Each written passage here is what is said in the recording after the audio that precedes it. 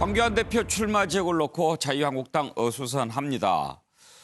자, 어떻게 결론이 날까요? 이석연 공천관리위원회 부위원장입니다. 한마디 했습니다. 완전히 이번 공관위회는 황일병 구하기였다. 종로 출마 주저하는 황교안 대표는 이미 패배했다. 종로 출마가 맞다는 얘기입니다. 자, 여기에 대해서 황교안 대표 가만히 있지 않았습니다. 내 행보는 내가 판단합니다. 공관위원이 공개적인 자리에서 그런 얘기하는 것 바람직하지 않습니다. 자, 공천관리위원회 정권을 주겠다고 했는데 벌써 조금씩 소리가 나옵니다. 그런데 현재까지 기류로 봐서는 종로 출마하지 않을 것 같다는 관측이 나옵니다. 그래서 지금 김병준 전 비대위원장이 내가 거절할 이유가 없다라고 하고 있고요. 일찌감치 출마를 선언한 이낙연 전 총리, 황교안 대표 종로 출마에 대해서 아이고 내 할 일도 바빠서 신경 못 씁니다라고 여유 있게 답변했습니다. 자, 이렇게 되니까 지금 홍준표 전 대표, 김태호 전 지사, 아니 대표도 그렇게 하는데 나도 고향 나간다. 나 그렇게 하지 마라. 이렇게 지금 반발하고 있고 홍준표 대표는 그런 얘기를 했더군요. 누구는 꽃신 신기고 누구는 집신 신기냐. 자, 녹취 한번 들어볼까요? 논의는 마무리했어요. 예. 이제 결론은 제가 이제 조금 더 심사숙고하고 1대1로 또 심층적인 어떤 의견 교환을 좀 한 후에 결정을 하기로 하겠습니다. 오늘 몇 사람들 의견이 있었어요. 그 부분에 대해서도. 그 사람이라는 거는 몇몇 인물이 등으로 거론이 됐다는 건지 아니면 인간이 몇몇 분들이 거기서 의견을 냈다는 건지. 두 가지 다예요. 약간 황교안 일병 구하기 분위기였다 이렇게 우회적으로 표현을 하셨는데 그 잘 모르겠는데 무슨 뜻인지. 어떤 사람 봐주기 위해서 또 어떤 사람 쳐내기 위해서 어떤 그런 개인적인 어떤 입장을 가지고 있는 사람은 아무도 없습니다. 이석연 위원께서 공개적으로 언론 인터뷰에서 황 대표는 종로로 나가야 된다 이런 의견을 좀 강하게 피력하셨거든요. 공관위원들이 공관위원 회의가 아닌 곳에서 여러 이야기를 하는 것은 바람직하지 않습니다. 그리고 공관위원회에서 그런 모든 의견들을 다 또 수렴할 것이라고 생각합니다. 거듭 말씀드리지만 저희의 문제는 우리 당의 승리를 위해서 또 통합을 위해서 우리 지금 큰 길을 가고 있는데 거기에 도움이 되는 가장 적합한 시기, 때에 판단해서 처리하도록 그렇게 할 것입니다. 자, 김영주 의원, 네. 이제 황교안 대표 표현이 조금씩 달라지고 있죠. 그전에 험지 마다하지 않겠다. 네. 그랬다가 요즘 이제 말하는 중심은 거의 당에 도움이 되는 차원에서 판단하겠다 이렇게 얘기하는데 네. 어떻게 할 것 같습니까? 사실 뭐 당에 도움이 되는 것처럼 시기에 판단하겠다고 하지만 다른 후보들이 보기에는 사당화 내 마음대로 하겠다. 내 시점도 내가 정하고 출마지도 내가 정하겠다. 이런 얘기와 다름없고요. 처음에 막 김영호 공관위원장한테 정권을 맡기겠다 해놓고 이제는 함부로 얘기하지 마라. 이렇게 얘기하는 시점입니다. 그래서 처음부터 황교안 대표께서 험지에 간다 이런 얘기하지 말고 실제적으로 공관위의 결정에 따르겠다 이렇게 얘기했으면 여러 가지 이런 논란도 없습니다. 그런데 이제 본인이 자초한 그런 부분이 있지 않느냐. 이런 상태라면 다른 말하자면 김병준 혹은 홍준표 이런 굵직굵직한 후보들이 결국에는 자기 마음대로 할 가능성이 많고 그러면 더 갈등 구조가 대립화가 될 수 있고 공관위를 더 어렵게 만드는 그런 부분이 있지 않겠나 싶습니다. 그래서 기본적으로는 어쨌든 본인이 계속 이야기 나오기는 양천도 있고 용산도 있고 이런 부분이 있고 그렇기 때문에 그런 의사가 나오기 때문에 홍정욱 전 의원을 종로에 낸다 이런 얘기들이 나오는 거 아닙니까? 연쇄적으로 돼 있는 부분이 있습니다. 그래서 빨리 본인 스스로가 어쨌든 공관위하고의 소통을 더 긴밀히 해서 빨리 정리를 할 필요가 있다 그렇게 생각이 듭니다. 그런데 정우압 실장, 본인이 내가 어느 지역에 출마하겠다 이런 의사를 안 비쳤는데도 공관위가 당신은 종로에 나가시오 이렇게 결정할 수 있나요? 그럼 공천관리위원회 할 수 있죠.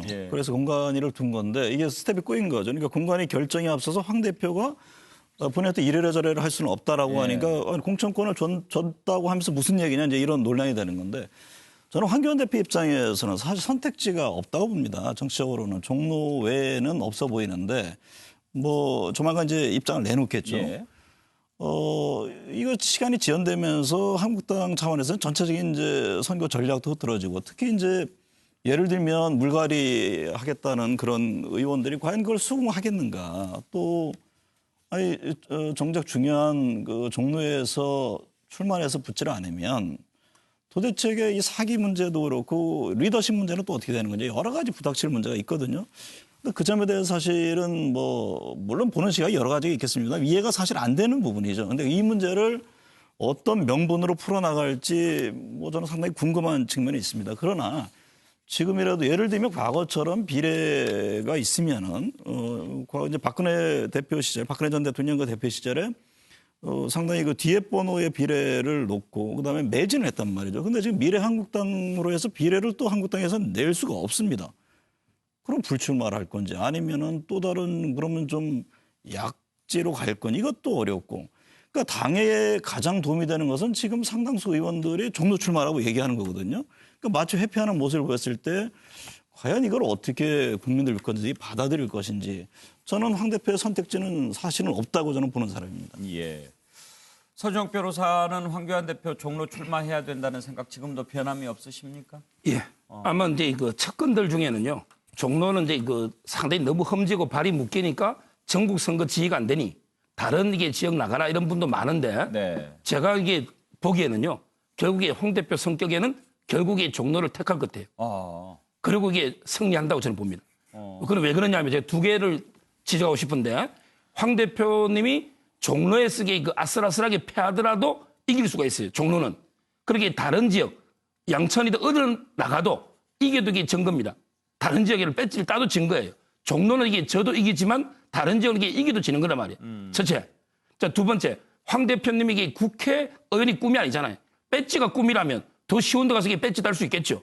그러게 정권 교체, 대권 때문에 정치 입문한 거지 국회의원 하려고 한 거 아니잖아요. 그렇다면 이게 종로 외에는 저는 이게 대안이 없다. 지금 와서는요. 비례는 말이 안 되지만 물러날 수도 없어요. 지금 와서 이게 불출마는 또 이게 비겁한 겁니다. 거기 다른 지역은 아무리 검토해도 없어요.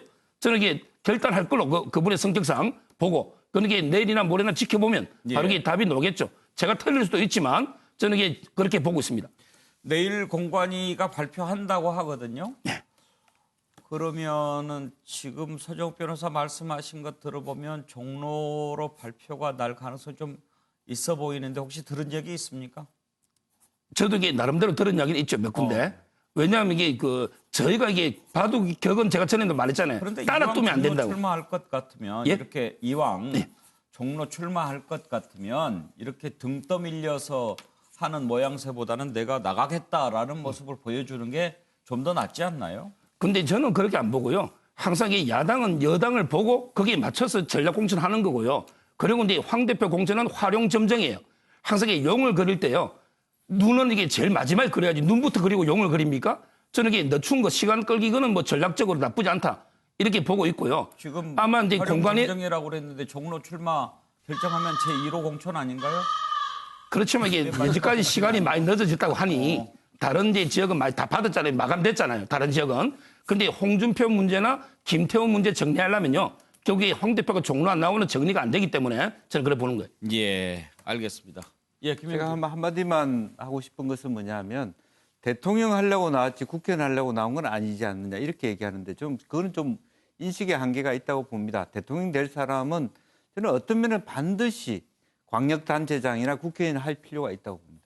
황교안 대표가 그냥 뭐 법무부 장관하고 총리하고 대통령 대행까지 했지만 뭐냐면 공직선거를 통해서 정확하게 물론 뭐 대선의 길이 그런 길입니다만은 그런 경험이 있는 사람과 없는 사람이 협치를 할 수 있는 가능성이 굉장히 크고 높은 차이가 있어요. 이제 그런 면에서 실제로 황교안 대표가 다소 비난을 받더라도 다른 지역에서 국회의원이 되는 것도 굉장히 중요한 의미를 가집니다. 이 당 저 당을 떠나 대선 후보라고 하면 그런 측면 부분이 하나 있고 아쉬운 점은 사실은 이런 거죠. 말하자면 황교안 대표가 당하고 밀접하게 종로 가기로 해놓고 말하자면 3월 정도 해서 종로 간다라고 하는 부분도 있을 수 있었다. 그렇지 않고 지금 막 싸우듯이 밀려서 떵떵 밀고 달달 돌다 떠밀려 가지고 이 시점도 애매한 시점이거든 사실은. 전략적 시점이 못 된다는 것이 아쉽다는 거죠. 네. 예, 김한기 변호사 전망을 한번 들어볼까요? 네. 사실 황교안 대표 같은 경우는 어쩌면 지난 정권, 어쩌면 국민으로부터 탄핵을 받았던 정권의 마지막 국무총리이자 권한 대행이었습니다. 그럼 하면 본인이 지금 그 대통령까지 좀 꿈을 꾸고 계시다면 그 본인의 마지막 이력에 대해서 국민으로부터 심판을 받는 과정은 필요하고요. 그 심판을 받는 과정은 가장 상징적인 지역구인 종로여야 됩니다.